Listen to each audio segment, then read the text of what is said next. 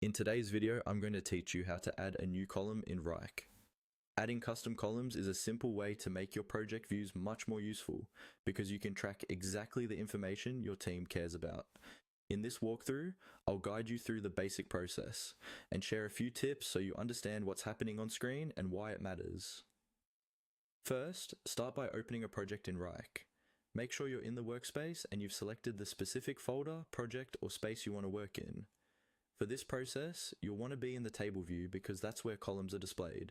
If you're not already there, switch your view to the table or grid style layout so you can see your tasks listed in rows and your fields listed as columns across the top. Once your project is open in table view, look along the top row where your column headers are displayed.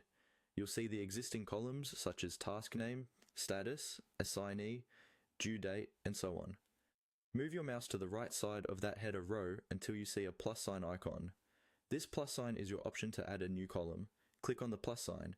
As soon as you do, Wrike will open an on-screen prompt or small window that guides you through creating the new column. Take a moment to read what it's asking for.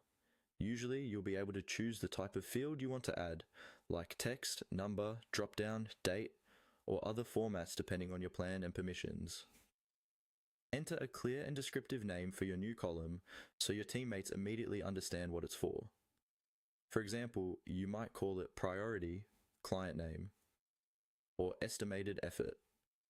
Then select the field type that best matches the kind of data you want to store.